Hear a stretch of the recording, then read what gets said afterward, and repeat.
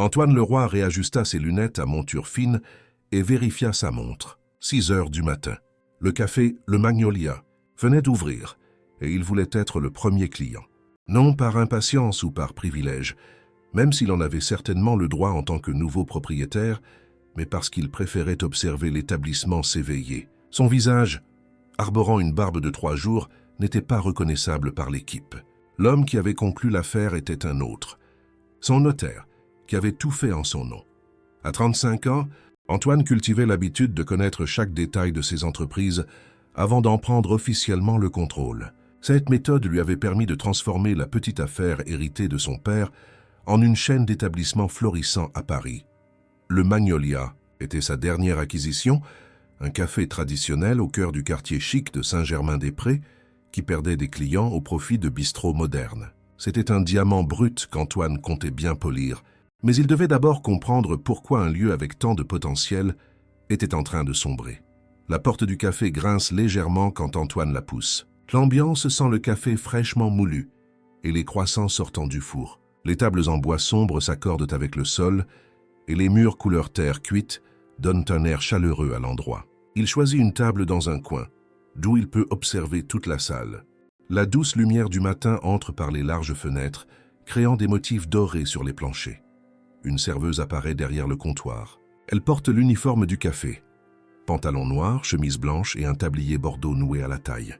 Ses cheveux châtains sont tirés en un chignon simple et elle tient un bloc-notes. Quelque chose dans ses yeux attire l'attention d'Antoine. Une fatigue qui semble aller au-delà de l'heure matinale. Mais il y a aussi une dignité, une force silencieuse qu'il ne s'attendait pas à trouver.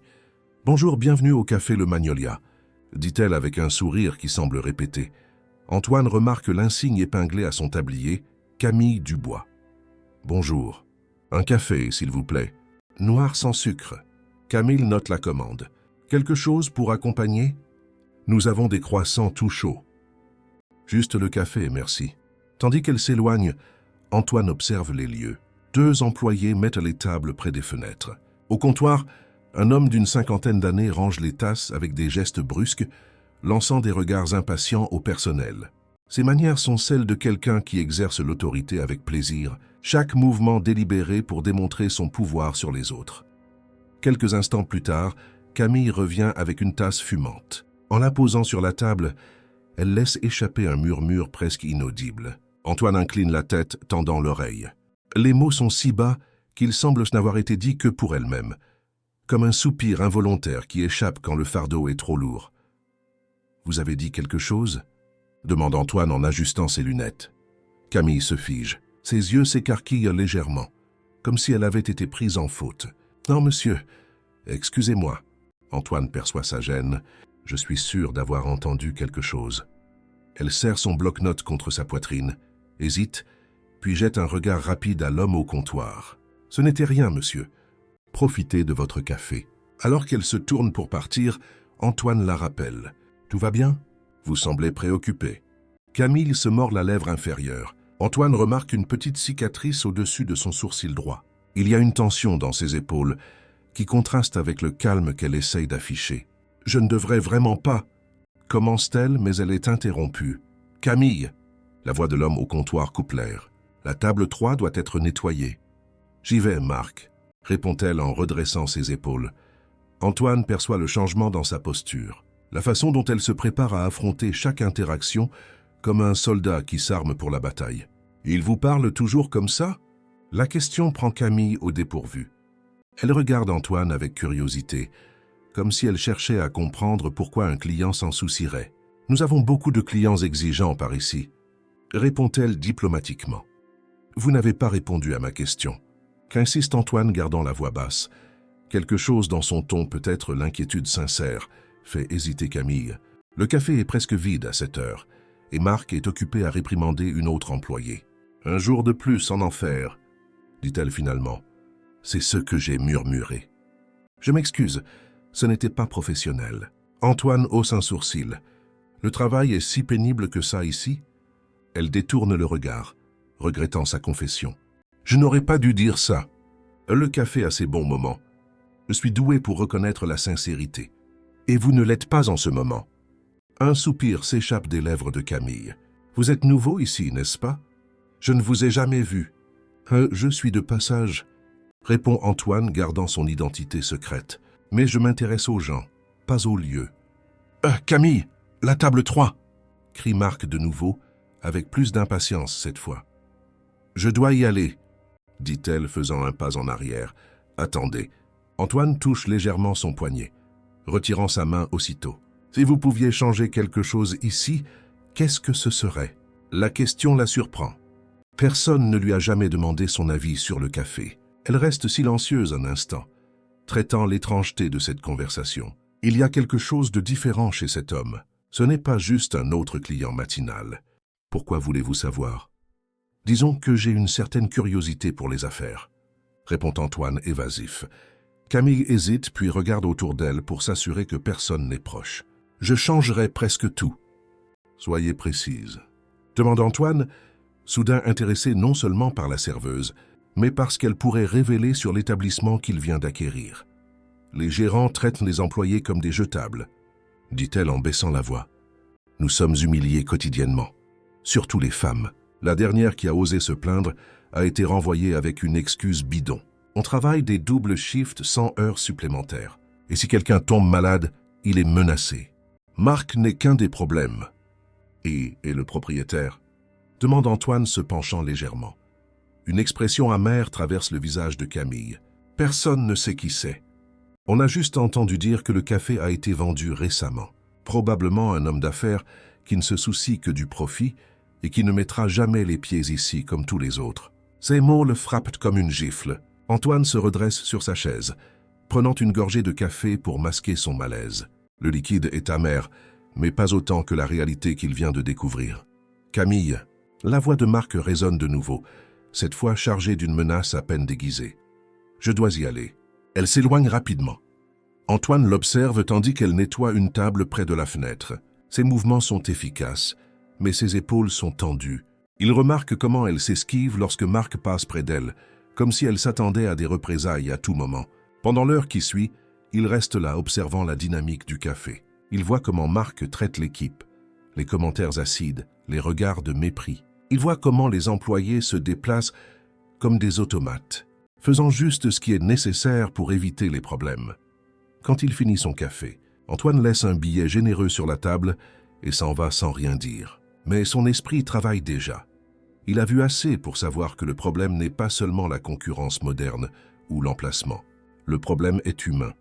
Et Camille, sans le savoir, lui a donné la première pièce du puzzle qu'il doit résoudre. 3 jours plus tard, Antoine revient au café Le Magnolia. Cette fois, il arrive en milieu d'après-midi, quand l'affluence est plus intense. Il veut voir comment l'équipe gère la pression de l'heure de pointe. Il choisit une table différente près du comptoir, d'où il peut mieux observer les interactions. Camille le reconnaît immédiatement. Ses yeux s'écarquillent une seconde avant qu'elle ne se reprenne. Elle s'approche avec le même sourire professionnel, mais il y a quelque chose de différent dans son regard. Une curiosité qui n'était pas présente lors de leur première rencontre. « Vous êtes revenu », dit-elle simplement. « Le café était bon », répond Antoine. « J'ai pensé essayer autre chose aujourd'hui. » Camille lui tente le menu. « Je vous recommande le gâteau au chocolat fondant. C'est la seule recette ici qui vaille vraiment le coup. » « La seule ?» Antoine arque un sourcil. Elle hausse les épaules. Les anciens propriétaires ont coupé les coûts partout. Ingrédients bon marché, recette simplifiée. Le gâteau au chocolat a survécu parce que je le fais moi-même avec la recette de ma grand-mère. Je paie les ingrédients de ma poche. Antoine est sincèrement surpris. « Pourquoi faites-vous ça ?»« Parce que j'ai besoin de garder une certaine fierté dans ce que je fais. » Répond-elle avec une honnêteté crue. « Et si tout était médiocre ici, alors je le suis aussi. Au moins une chose doit être bonne. » Alors je vais prendre le gâteau au chocolat. Et un café. Pendant que Camille s'éloigne, Antoine observe comment elle navigue entre les tables. Il y a une grâce naturelle dans ses mouvements, malgré la fatigue évidente. Elle sait anticiper les besoins des clients, résoudre de petits problèmes avant qu'ils ne deviennent des plaintes. C'est le type d'employé que tout établissement devrait valoriser. Mais ici, elle est traitée comme remplaçable. Quand Camille revient avec la commande, Antoine remarque que ses mains tremblent légèrement en posant l'assiette sur la table. « Tout va bien ?» Elle hésite, puis regarde rapidement vers le comptoir, Marc n'est pas en vue. Juste une journée difficile, admet-elle. Ça vous voulez en parler? Avec un inconnu? Elle sourit presque. Parfois, il est plus facile de parler avec des inconnus, dit Antoine gentiment. Nous n'avons pas d'histoire partagée, d'attente ou de jugement. Camille le regarde avec plus d'attention. Il y a quelque chose chez cet homme qui l'intrigue. La façon dont il pose des questions, dont il semble vraiment se soucier des réponses. Ce n'est pas l'intérêt occasionnel d'un client ennuyé. C'est quelque chose de plus profond. J'ai perdu mon shift du soir aujourd'hui, dit-elle finalement. Marc a décidé que j'étais trop lente et m'a renvoyé plus tôt. Ça veut dire que je vais gagner moins cette semaine. Il peut faire ça? Techniquement, oui. Les contrats ici sont assez vagues pour permettre ce genre de choses. Antoine sent la colère monter mais garde son visage neutre. Et vous ne pouvez pas vous plaindre? À qui? Camille rit sans humour. L'ancien propriétaire n'apparaissait jamais. Et le nouveau, eh bien, personne ne sait qui c'est. Les gérants ont carte blanche. Antoine goûte le gâteau. Il est exceptionnel, bien meilleur que ce qu'il s'attendait à trouver dans un café en déclin. Vous devriez avoir votre propre endroit, dit-il sincèrement. Avec quel argent? Camille s'assoit un instant sur la chaise vide, vérifiant d'abord si Marc n'est pas à proximité. Je travaille ici depuis 3 ans. J'ai commencé comme aide-nettoyeuse et je suis montée à serveuse. J'essaie d'économiser, mais entre le loyer, les factures et aider ma mère, il ne me reste presque rien à la fin du mois. Vous vivez seule? Avec ma mère. Elle a des problèmes de santé et ne peut pas travailler. Je suis fille unique. Camille regarde par la fenêtre, comme si elle voyait quelque chose de lointain. Je rêvais d'aller à l'école de cuisine. J'ai même obtenu une bourse partielle il y a 2 ans, mais j'ai dû refuser. Je ne pouvais pas concilier avec les shifts ici, et ma mère avait besoin de moi. Son histoire est plus commune qu'Antoine voudrait l'admettre. Talent gâché par des circonstances hors du contrôle d'une personne. Potentiel étouffé par des besoins immédiats. Vous voulez toujours faire de la cuisine? Les yeux de Camille s'illuminent un instant. Je veux. J'ai des cahiers pleins de recettes que j'ai créées, des expériences que j'ai faites dans ma petite cuisine. Je rêve d'ouvrir un endroit qui servirait de la vraie cuisine française traditionnelle, pas ces versions génériques que l'on voit partout. Quelque chose qui honore nos traditions, mais avec une touche moderne. Pourquoi la cuisine française spécifiquement? Parce que c'est ce que nous sommes, dit-elle avec passion. Chaque région a ses histoires, ses saveurs. Ma grand-mère était de la campagne et ma mère a grandi dans l'Est. J'ai appris à cuisiner avec les deux. Je sens qu'il y a quelque chose de puissant à préserver ses mémoires à travers la nourriture. Antoine l'observe pendant qu'elle parle. C'est la vraie Camille, pas la serveuse fatiguée, mais la femme avec des rêves et des passions. Et lui, sans qu'elle le sache, a le pouvoir de transformer ses rêves en réalité. Mais il doit d'abord mieux comprendre la situation. Camille, la voix dure de Marc coupe le moment. Ah, qu'est-ce que vous faites assise? Nous avons des clients qui attendent. Camille se lève rapidement, l'éclat dans ses yeux s'éteignant. Je m'excuse, monsieur, dit-elle à Antoine formellement avant de s'éloigner. Antoine observe Marc s'approcher. Le gérant le regarde avec un dédain à peine dissimulé. J'espère que mon employé ne vous dérange pas, monsieur. Au contraire, répond Antoine calmement. Elle est excellente dans ce qu'elle fait. Marc pouffe. Elles sont toutes pareilles. Donnez-leur un doigt, et elles veulent le bras entier. Elle a de la chance de travailler encore ici. Antoine a envie de révéler son identité sur le champ, de renvoyer cet homme sur le champ. Mais il se contient. Il y a une meilleure façon de gérer cela. Une façon qui non seulement résoudrait le problème immédiat, mais changerait toute la culture de cet endroit. Pendant le reste de l'après-midi, Antoine observe discrètement. Il voit comment Marc humilie d'autres employés, comment il crée une atmosphère de peur. Il voit aussi comment Camille, malgré tout, maintient sa dignité, comment elle aide les collègues plus jeunes, comment elle défend subtilement d'autres employés quand Marc exagère. Quand il quitte finalement le café, Antoine a un plan qui se forme dans son esprit. Mais il a besoin de plus d'informations.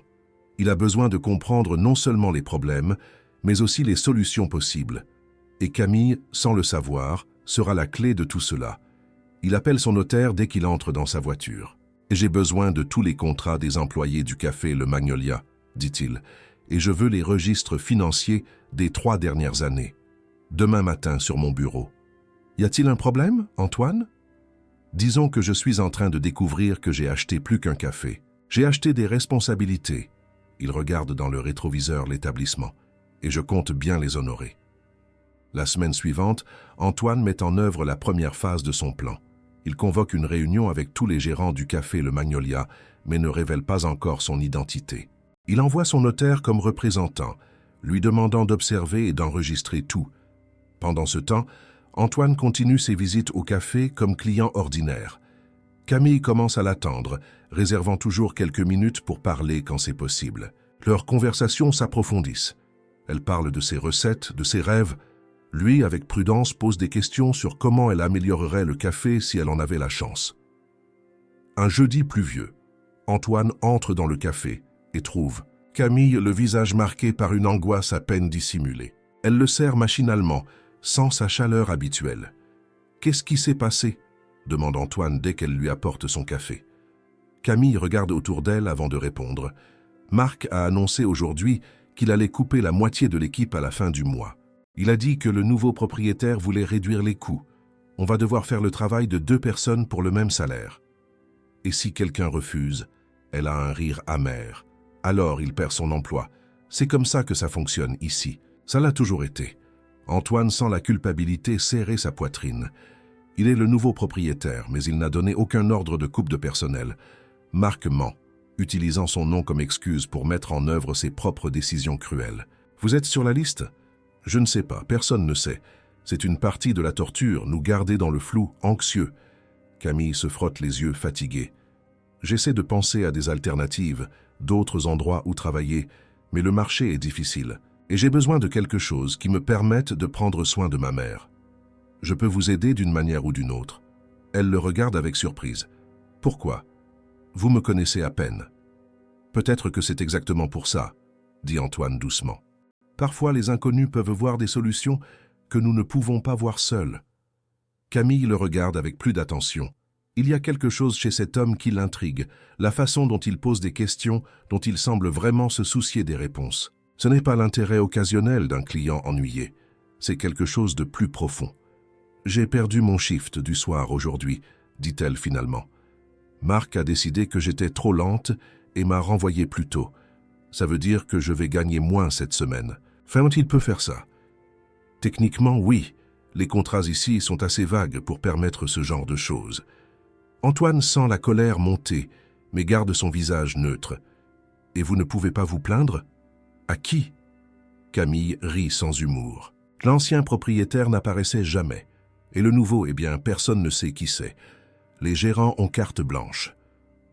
Antoine goûte le gâteau.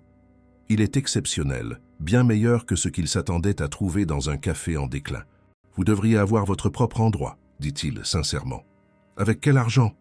Camille s'assoit un instant sur la chaise vide, vérifiant d'abord si Marc n'est pas à proximité. « Je travaille ici depuis 3 ans. J'ai commencé comme aide nettoyeuse et je suis montée à serveuse. J'essaie d'économiser, mais entre le loyer, les factures et aider ma mère, il ne me reste presque rien à la fin du mois. Vous vivez seul ? Avec ma mère. Elle a des problèmes de santé et ne peut pas travailler.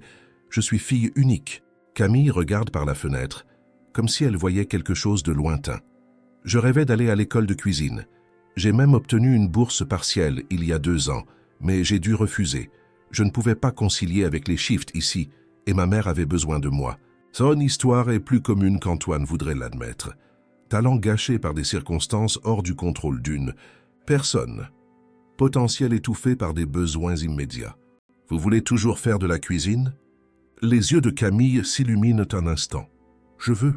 J'ai des cahiers pleins de recettes que j'ai créées, des expériences que j'ai faites dans ma petite cuisine. Je rêve d'ouvrir un endroit qui servirait de la vraie cuisine française traditionnelle, pas ces versions génériques que l'on voit partout. Quelque chose qui honore nos traditions, mais avec une touche moderne. Je sais pourquoi la cuisine française spécifiquement. Un coup de feu parce que c'est ce que nous sommes, dit-elle avec passion. Chaque région a ses histoires, ses saveurs. Ma grand-mère était de la campagne et ma mère a grandi dans l'Est. J'ai appris à cuisiner avec les deux. Je sens qu'il y a quelque chose de puissant à préserver ses mémoires à travers la nourriture. Antoine l'observe pendant qu'elle parle. C'est la vraie Camille, pas la serveuse fatiguée, mais la femme avec des rêves et des passions. Et lui, sans qu'elle le sache, a le pouvoir de transformer ses rêves en réalité. Mais il doit d'abord mieux comprendre la situation. « Camille !» La voix dure de Marc coupe le moment. « Qu'est-ce que vous faites assise? Nous avons des clients qui attendent. » Camille se lève rapidement, l'éclat dans ses yeux s'éteignant. « Je m'excuse, monsieur, » dit-elle à Antoine formellement avant de s'éloigner. Antoine observe Marc s'approcher. Le gérant le regarde avec un dédain à peine dissimulé. « J'espère que mon employé ne vous dérange pas, monsieur. »« Au contraire, » répond Antoine calmement. « Elle est excellente dans ce qu'elle fait. »« Marc pouf !» Elles sont toutes pareilles. Donnez-leur un doigt et elles veulent le bras entier. Elle a de la chance de travailler encore ici. Antoine a envie de révéler son identité sur le champ, de renvoyer cet homme sur le champ. Mais il se contient. Il y a une meilleure façon de gérer cela. Une façon qui non seulement résoudrait le problème immédiat, mais changerait toute la culture de cet endroit. Pendant le reste de l'après-midi, Antoine observe discrètement. Il voit comment Marc humilie d'autres employés, comment il crée une atmosphère de peur. Il voit aussi comment Camille, malgré tout, maintient sa dignité. Comment elle aide les collègues plus jeunes, comment elle défend subtilement d'autres employés quand Marc exagère. Quand il quitte finalement le café, Antoine a un plan qui se forme dans son esprit. Mais il a besoin de plus d'informations. Il a besoin de comprendre non seulement les problèmes, mais aussi les solutions possibles. Et Camille, sans le savoir, sera la clé de tout cela. Il appelle son notaire dès qu'il entre dans sa voiture. « J'ai besoin de tous les contrats des employés du café Le Magnolia, » dit-il, « et je veux les registres financiers des 3 dernières années. Demain matin sur mon bureau. » Y a-t-il un problème, Antoine? Disons que je suis en train de découvrir que j'ai acheté plus qu'un café. J'ai acheté des responsabilités. Il regarde dans le rétroviseur l'établissement. Et je compte bien les honorer. La semaine suivante, Antoine met en œuvre la première phase de son plan. Il convoque une réunion avec tous les gérants du café Le Magnolia, mais ne révèle pas encore son identité. Il envoie son notaire comme représentant, lui demandant d'observer et d'enregistrer tout.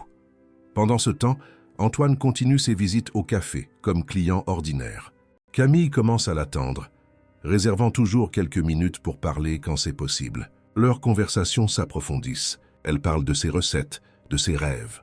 Lui, avec prudence, pose des questions sur comment elle améliorerait le café si elle en avait la chance. Un jeudi pluvieux, Antoine entre dans le café et trouve Camille le visage marqué par une angoisse à peine dissimulée. Elle le serre machinalement, sans sa chaleur habituelle. « Qu'est-ce qui s'est passé ?» demande Antoine dès qu'elle lui apporte son café. Camille regarde autour d'elle avant de répondre.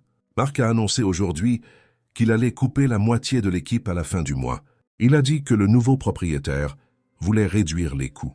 On va devoir faire le travail de 2 personnes pour le même salaire. Et si quelqu'un refuse? Elle a un rire amer. Alors il perd son emploi. C'est comme ça que ça fonctionne ici. Ça l'a toujours été. Antoine sent la culpabilité serrer sa poitrine.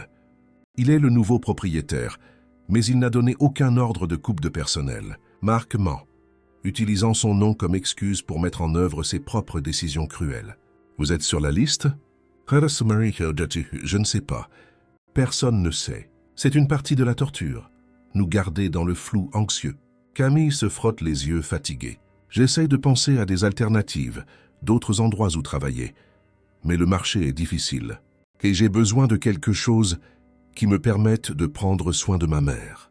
Je peux vous aider d'une manière ou d'une autre. Elle le regarde avec surprise. Pourquoi? Vous me connaissez à peine. Mais peut-être que c'est exactement pour ça, dit Antoine doucement. Parfois, les inconnus peuvent voir des solutions que nous ne pouvons pas voir seuls. Camille reste silencieuse un long moment. Puis, inopinément, elle s'assoit sur la chaise vide. Vous savez ce qui est le plus frustrant? Commence-t-elle, sa voix basse mais intense. Je pourrais sauver cet endroit. Je vois exactement ce qui ne va pas et comment le réparer. Le menu est fade, les ingrédients sont de mauvaise qualité, l'atmosphère est hostile. Mais j'ai des idées, tellement d'idées. Ce café pourrait redevenir incroyable. Et pourquoi ne partagez-vous pas ces idées? De quoi t'étais? Sam avec qui? Marc se moquerait de moi. Les anciens propriétaires ne m'ont jamais écouté. Et le nouveau, eh bien, il ne sait probablement même pas que j'existe. Antoine prend une décision à ce moment. Il est temps de commencer à abattre ses cartes, même lentement. Et s'il le savait, Et si le nouveau propriétaire était intéressé d'entendre vos idées? Camille le regarde avec scepticisme. Comment le sauriez-vous? En me disant que j'ai quelques contacts dans le monde des affaires, je peux essayer de vous ouvrir une porte. Elle étudie son visage, cherchant des signes de fausseté. Il y a quelque chose chez cet homme qui ne colle pas. La façon dont il parle des affaires, la confiance dans ses mots. Qui êtes-vous vraiment? Juste quelqu'un qui reconnaît le talent quand il le voit, répond Antoine, évitant la question directe. Mais j'ai besoin que vous me fassiez confiance. Si j'arrive à obtenir une réunion avec quelqu'un qui peut faire la différence ici, seriez-vous prête à présenter vos idées? Camille hésite. C'est trop beau pour être vrai. Et elle a appris à se méfier des promesses faciles. Mais il y a quelque chose dans les yeux de cet homme, une sincérité qu'elle ne peut ignorer. Si c'est réel, s'il y a vraiment une chance, alors oui, je suis prête. Parfait. Antoine prend une carte de sa poche et note un numéro. Appelez-moi demain soir. J'aurai des informations pour vous. Camille prend la carte, ses doigts frôlant brièvement les siens. Pourquoi faites-vous ça? Parce que je crois que les bonnes personnes méritent des opportunités, répond-il simplement. Cette nuit-là, Antoine travaille tard dans son bureau. Il examine tous les contrats, tous les registres financiers. Ce qu'il découvre l'enrage. Marc détourne de l'argent depuis des mois, falsifiant des reçus, payant des fournisseurs fantômes. Le café ne s'enfonce pas seulement par mauvaise gestion. Il est activement saboté. Mais il y a plus. Il découvre que Camille a un dossier impeccable. 3 ans sans une seule absence injustifiée, sans plainte de clients, avec plusieurs mentions positives. C'est l'employé la plus stable que le café ait. Et Marc la traite comme une ordure. Antoine appelle son notaire. J'ai besoin de préparer des documents de licenciement pour faute grave pour Marc Dupont, dit-il, et de nouveaux contrats pour tous les employés avec de meilleures conditions.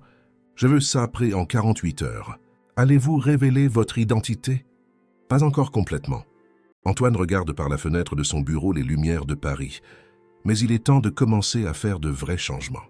Le lendemain, Camille appelle à l'heure convenue. Antoine répond immédiatement.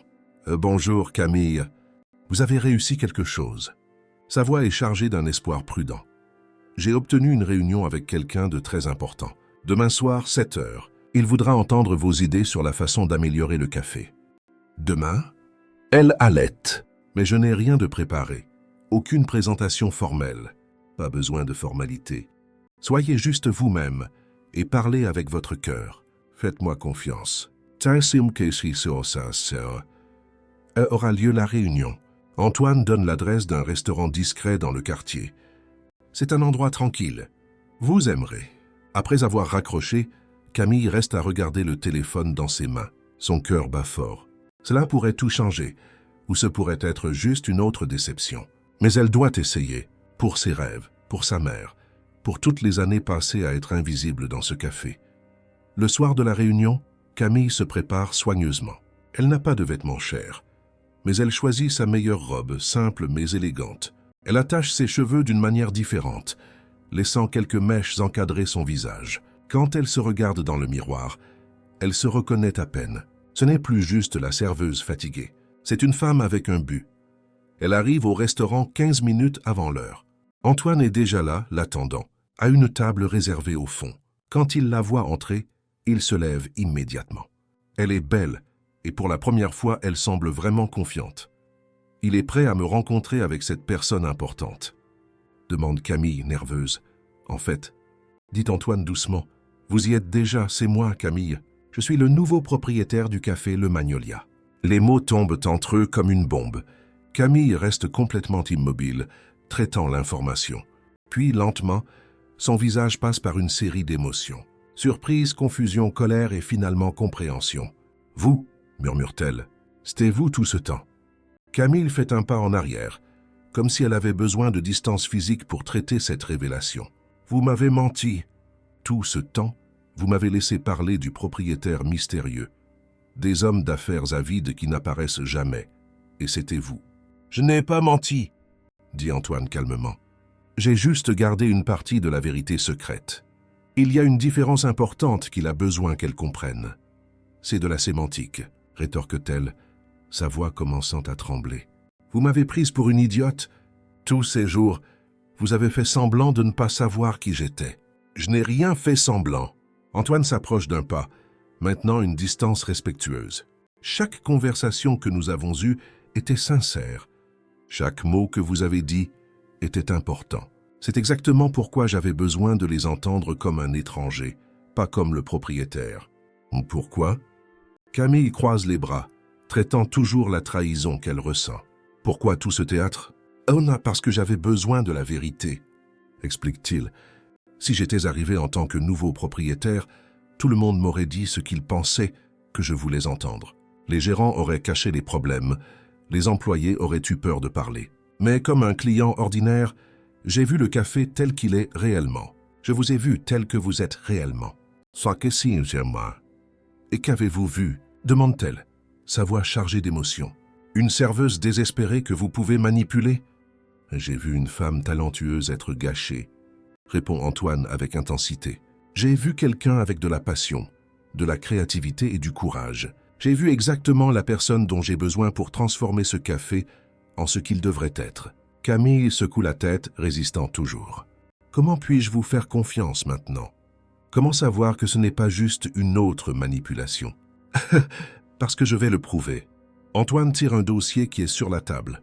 Ce sont de nouveaux contrats pour tous les employés du café. Meilleur salaire, vrais avantages, horaires justes. Marc sera licencié pour faute grave demain, ainsi que les autres gérants corrompus. Et vous, si vous acceptez, serez promue gérante générale. Camille prend le dossier avec des mains tremblantes. Elle feuillette les documents, ses yeux s'écarquillant à chaque page. C'est réel? Aussi réel que mon intention de faire fonctionner ce café correctement, dit-il. Mais je ne veux pas seulement un gérant. Je veux quelqu'un qui partage ma vision. Quelqu'un qui se soucie autant que moi. Elle le regarde avec un mélange d'espoir et de peur. Pourquoi moi? Il y a des gérants expérimentés, des gens avec des formations. Parce que vous comprenez ce que cet endroit signifie. Antoine s'assoit, lui faisant signe de faire de même. Ce n'est pas seulement une affaire pour vous. C'est un endroit où les gens travaillent, où les rêves peuvent être réalisés ou détruits. Vous vous souciez de vos collègues, de la qualité, de faire ce qui est juste. Ça vaut plus que n'importe quel diplôme. Camille s'assoit finalement, tenant toujours le dossier comme s'il était un trésor fragile. Et si j'accepte, vais-je vraiment avoir de l'autonomie? Ou allez-vous tout contrôler en coulisses? Ou autonomie complète? Promet Antoine, je veux vos idées, vos recettes, votre vision pour le menu. Je fournirai les ressources, mais vous décidez comment les utiliser. Bien sûr, nous travaillerons ensemble, mais la décision finale sur le quotidien sera la vôtre. Elle l'étudie un long moment. Il y a de la sincérité dans son regard, mais aussi autre chose. Une connexion qui se forme depuis ce premier jour, où il n'était qu'un client curieux. Cela change tout entre nous, dit-elle doucement. Ces conversations, cette facilité et tout cela était construit sur un mensonge. Ce n'était pas un mensonge, insiste Antoine. C'était la seule façon de connaître la vraie vous. Et maintenant que vous savez qui je suis, vous pouvez décider si vous voulez en faire partie, sans pression, sans jeu. Juste une offre honnête. J'ai besoin de temps pour réfléchir, dit Camille, se levant. C'est trop important pour décider maintenant. Je comprends. Antoine se lève aussi. Emportez le dossier. Lisez tout. Si vous avez des doutes, appelez-moi. Mais j'ai besoin d'une réponse d'ici demain soir. Je commencerai les changements de toute façon. Mais ils seront bien meilleurs avec vous. Camille hoche la tête et quitte le restaurant sans regarder en arrière. Antoine reste à observer sa silhouette disparaître dans la nuit parisienne, se demandant s'il a commis une terrible erreur ou s'il est sur le point de faire ce qui est juste. Cette nuit-là, Camille ne parvient pas à dormir. Elle reste éveillée à lire chaque mot des contrats, chaque proposition de changement. C'est tout ce dont elle a toujours rêvé, mais venant d'une personne qui l'a trompée. Où l'a-t-il trompée? Plus elle y pense, plus elle réalise qu'Antoine n'a jamais menti directement. Il n'a simplement pas tout révélé, et ses raisons, aussi frustrantes soient-elles, ont du sens. Le matin, elle arrive au café comme toujours. Marc est là, plus arrogant que jamais. Et Camille, salle de réunion maintenant, ordonne-t-il. Elle le suit, le cœur battant. Dans la salle, elle trouve Marc et deux autres hommes qu'elle reconnaît comme des avocats. C'est la fin, pense-t-elle. Je vais être renvoyée. Mais c'est Marc qui reçoit la nouvelle. Les avocats lisent les accusations de détournement d'argent, présentent les preuves. Marc tente de se disputer, de menacer, mais c'est inutile. En 15 minutes, il est escorté hors du bâtiment. Après le départ de Marc, un des avocats se tourne vers Camille. « Madame Dubois, Monsieur Leroy aimerait vous parler dans son bureau. » Antoine a un bureau ici. Elle suit l'avocat jusqu'à une pièce au premier étage, dont elle n'a jamais su l'existence. Antoine est là, maintenant vêtu formellement, toute trace de déguisement enlevée. « Alors c'est comme ça que vous êtes vraiment ?» dit Camille, l'observant.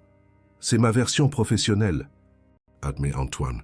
« Mais l'homme qui a parlé avec vous ces matins-là est aussi moi. Juste une version plus détendue. » Camille s'assoit sans y être invité. « J'ai vu ce que vous avez fait avec Marc. Car il volait le café depuis des mois. Il fallait qu'il parte, » explique Antoine. « Et les autres gérants aussi. Ils sont déjà remplacés par des personnes compétentes, et je l'espère humaines. Et moi ? Cela dépend de vous. » Il pousse une enveloppe sur la table. « Ceci est votre contrat, si vous voulez signer. Et ceci est une lettre de démission, si vous préférez partir. Je ne vous forcerai à rien. » Camille prend les 2 documents. Le contrat promet un salaire 3 fois supérieur à l'actuel, plus des avantages, y compris une assurance maladie qui couvrirait sa mère. La lettre de démission inclut une indemnité généreuse et d'excellentes références. Il lui donne sincèrement un choix. « Pourquoi l'indemnité ?»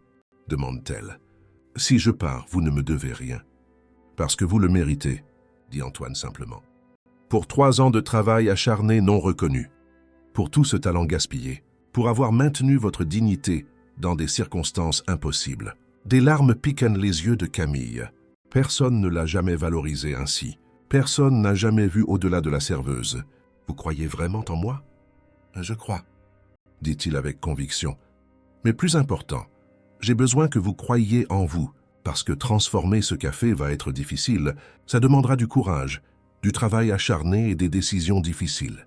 Je ne peux pas le faire sans quelqu'un qui se soucie vraiment. » Camille essuie ses larmes et prend un stylo. « Où est-ce que je signe ?» Les premiers jours après la signature du contrat sont intenses.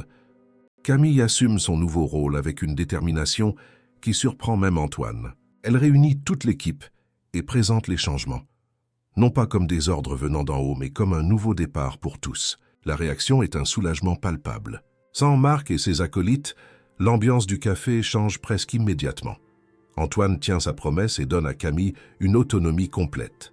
Elle commence par reformuler le menu, utilisant ses cahiers pleins de recettes qu'elle avait mentionnées. Croissants au beurre artisanaux avec différentes garnitures, mais toujours classiques à la française. Tarte tatin régionale faite avec des ingrédients de qualité, sandwichs qui célèbrent les saveurs françaises. Chaque article est testé, affiné et approuvé par elle personnellement. Ils travaillent côte à côte, parfois jusque tard dans la nuit. Antoine apprend à respecter non seulement le talent de Camille, mais son éthique de travail et sa capacité à diriger. Elle est ferme quand il le faut, mais toujours juste. Les employés commencent à la voir non pas comme une patronne, mais comme une alliée. Un soir, alors qu'ils goûtent une nouvelle recette de tarte aux pommes. Rustique, Antoine observe Camille avec attention. Elle a de la farine sur le visage et les cheveux attachés de façon négligée, mais il y a une lumière dans ses yeux qui n'était pas là avant. « Vous êtes heureuse ?» demande-t-il. Camille regarde autour de la cuisine rénovée, puis lui. « Je suis épanouie. C'est différent du bonheur, c'est plus profond. Je sens que je fais enfin ce pourquoi je suis née. Je suis heureux de vous avoir donné cette chance. » Elle s'approche, s'essuyant les mains sur son tablier. « Je dois confesser quelque chose. Je suis toujours en train de traiter ce que vous avez fait. Le mensonge, ou peu importe comment vous voulez l'appeler. Une partie de moi sent toujours que c'était de la manipulation. » Antoine hoche la tête, comprenant. « Et vous avez raison de le sentir. Ce n'était pas ma décision la plus éthique. Mais, poursuit Camille, une autre partie de moi comprend pourquoi vous l'avez fait, et cette partie est reconnaissante. Parce que si vous aviez révélé, rien de tout cela ne se serait passé de la même manière. J'aurais été différente, plus réservée, plus incertaine. Vous aviez besoin de voir qui j'étais vraiment, avant de croire en moi. Et j'avais besoin de voir qui vous étiez vraiment, avant de vous faire confiance. Et qui vous êtes vraiment est extraordinaire, dit Antoine doucement.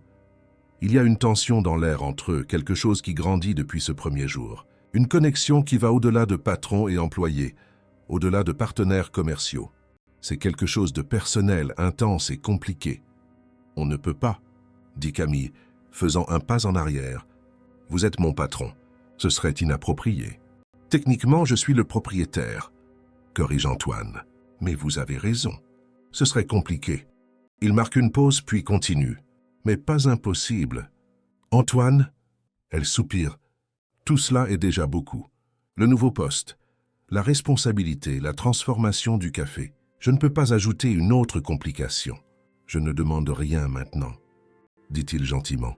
Je veux juste que vous sachiez que ce que je ressens n'est pas seulement du respect professionnel. Depuis ce premier jour, quand vous avez murmuré que c'était un jour de plus en enfer, j'ai vu quelque chose en vous. Force, honnêteté, passion. Et plus je vous connais, plus je vois. Camille sent son cœur s'accélérer. Elle aussi ressent cette attraction. Mais elle a peur. Peur de gâcher ce qu'ils construisent. Peur de n'être qu'une autre histoire de patron avec son employé. Nous devons nous concentrer sur le café, dit-elle, sa voix ferme mais douce. Qu'est-ce qu'on te dise, monsieur, tout le reste peut attendre. Antoine est d'accord, bien que la déception soit visible.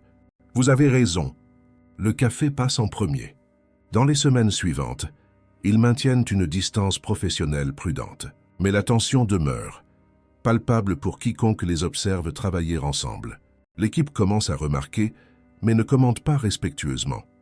Le grand test arrive lorsque Camille propose un changement radical. « Je veux organiser un événement de relancement », annonce-t-elle lors d'une réunion. Un week-end entier pour célébrer le nouveau café Le Magnolia. Nous inviterions des critiques gastronomiques, des blogueurs, la communauté locale. Nous montrerions ce que nous sommes capables de faire. Antoine considère la proposition. C'est ambitieux et risqué. Si ça ne marche pas, nous pourrions perdre notre crédibilité. C'est pourquoi ça va marcher, dit Camille avec confiance. Faites-moi confiance. Faites confiance à l'équipe. Nous sommes prêts.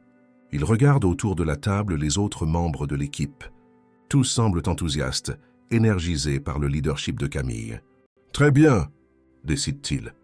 Nous allons le faire. Mais vous êtes aux commandes. Toutes les décisions concernant l'événement sont les vôtres. Camille sourit, ce sourire sincère qu'Antoine a appris à apprécier. Je ne vous décevrai pas. Les préparatifs de l'événement consomment tout leur temps. Camille travaille sans relâche, développant des plats spéciaux, formant l'équipe, coordonnant chaque détail. Antoine observe de loin, intervenant seulement quand elle demande de l'aide. Il voit en elle non seulement une gérante compétente, mais une véritable leader.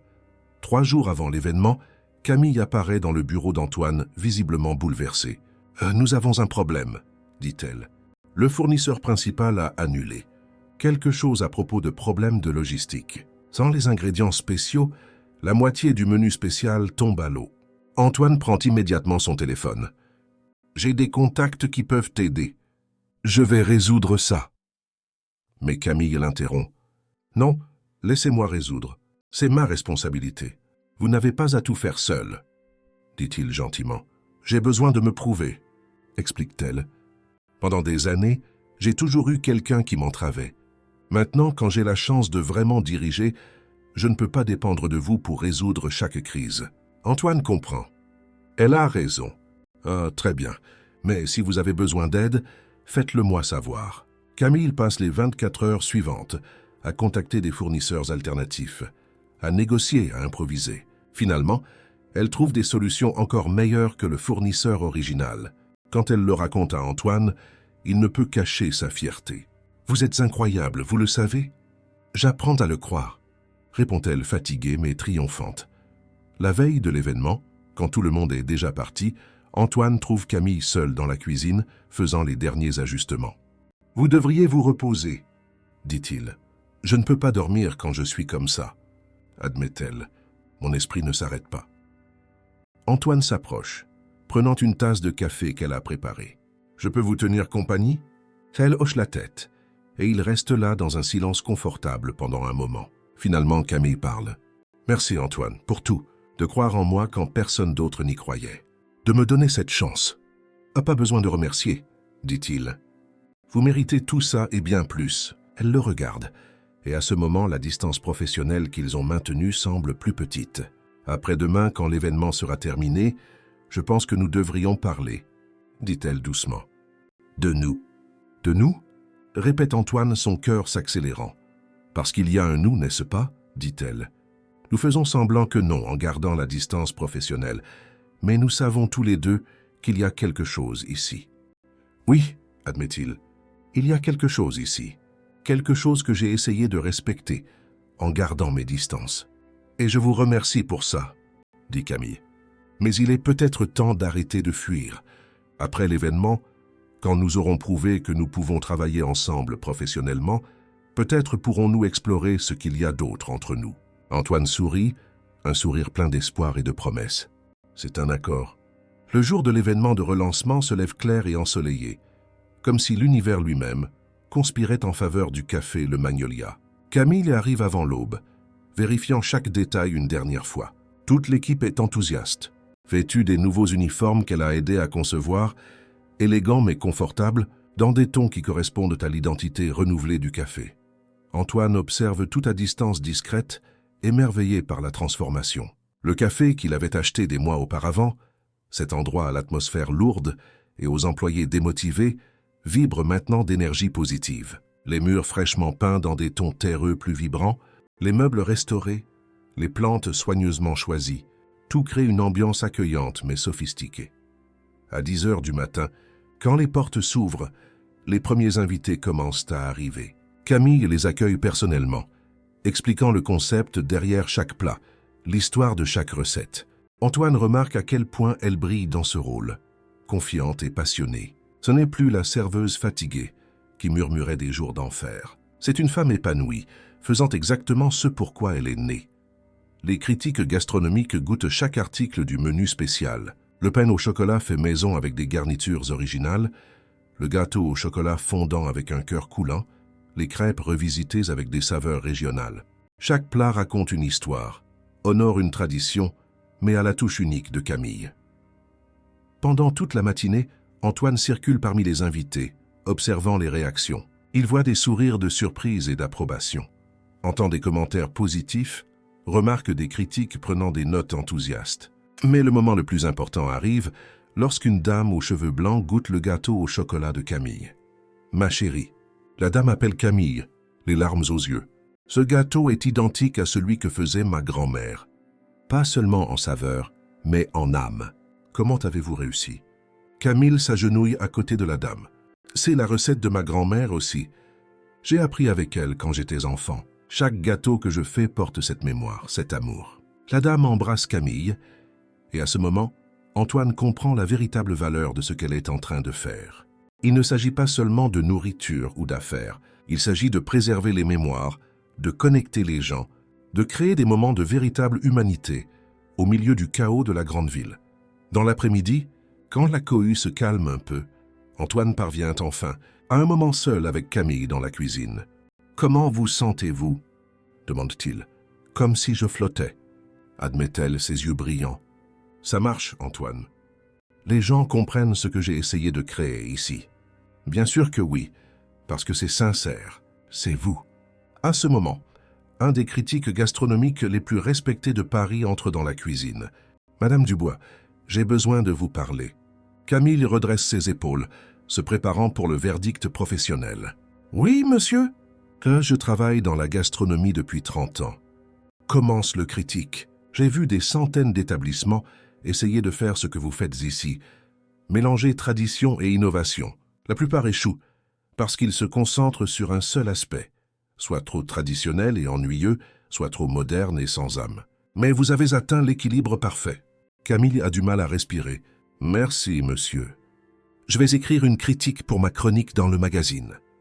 Elle sera publiée la semaine prochaine. » Le critique sourit. « Préparez-vous à être très occupé après ça. » Quand le critique sort, Camille se tourne vers Antoine stupéfaite. « C'est vraiment arrivé ?»« C'est arrivé ?»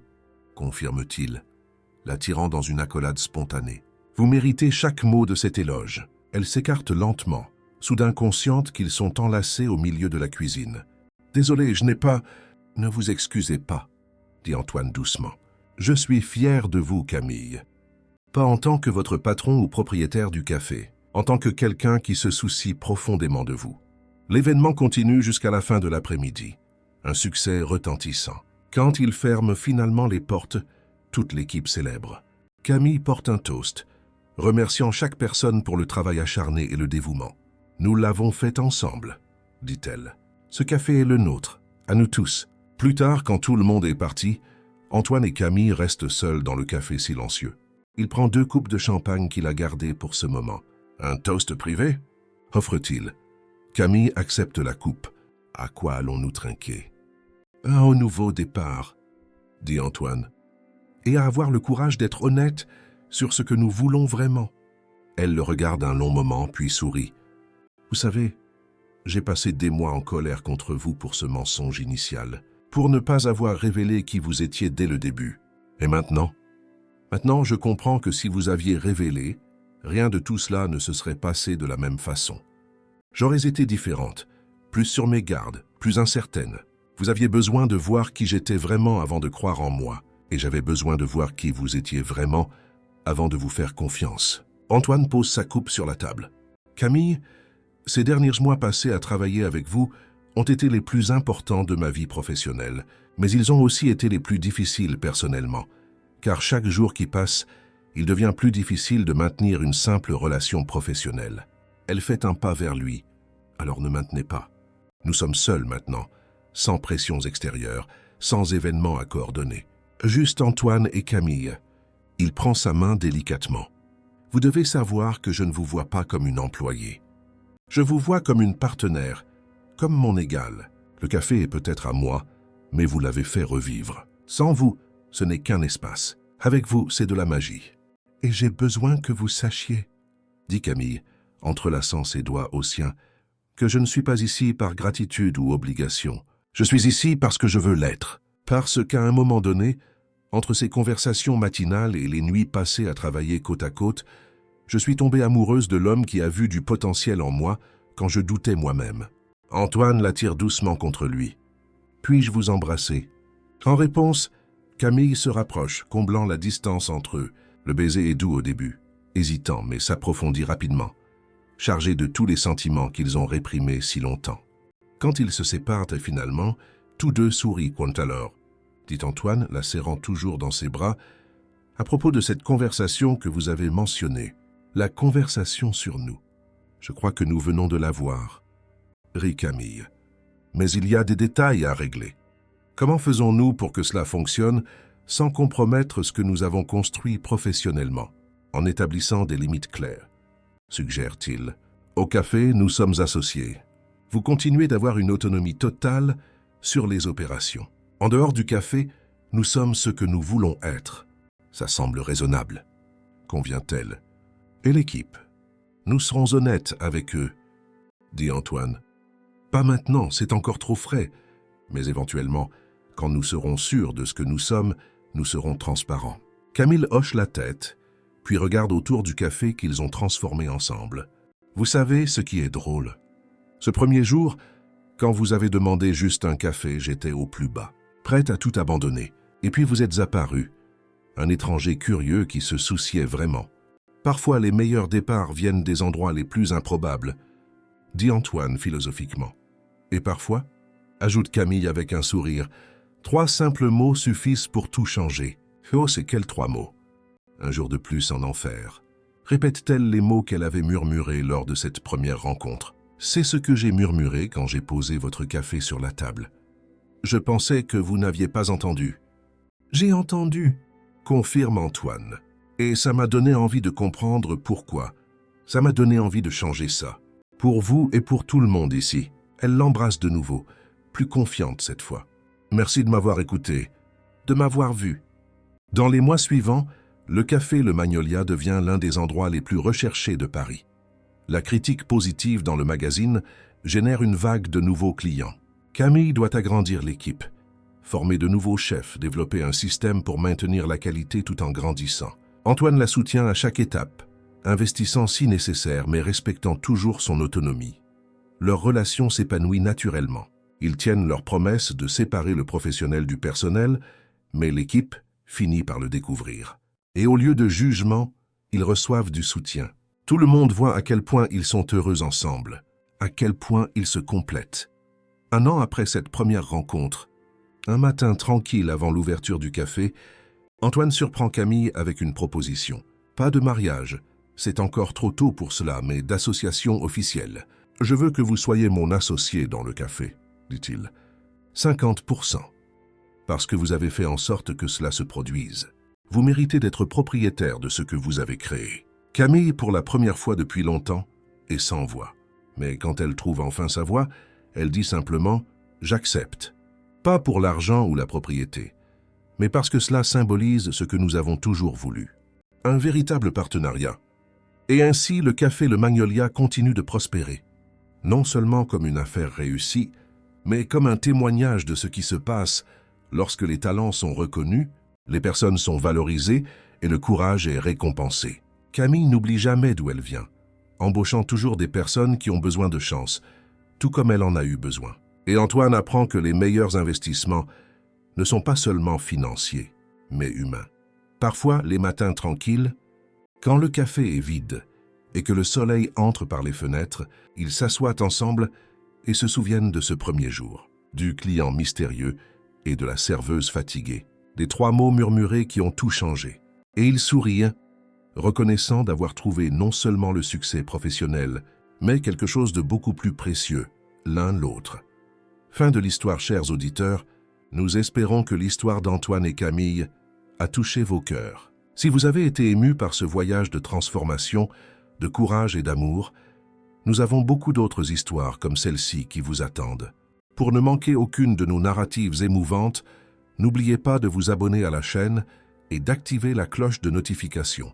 Et si cette histoire a éveillé quelque chose de spécial en vous, laissez votre j'aime et partagez dans les commentaires ce que vous avez le plus apprécié.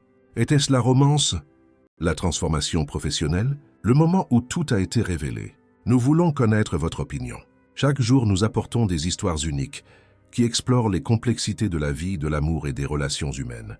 Chaque récit est soigneusement créé pour émouvoir, inspirer et vous faire réfléchir. Rejoignez notre communauté d'auditeurs passionnés par les bonnes histoires. À la prochaine aventure.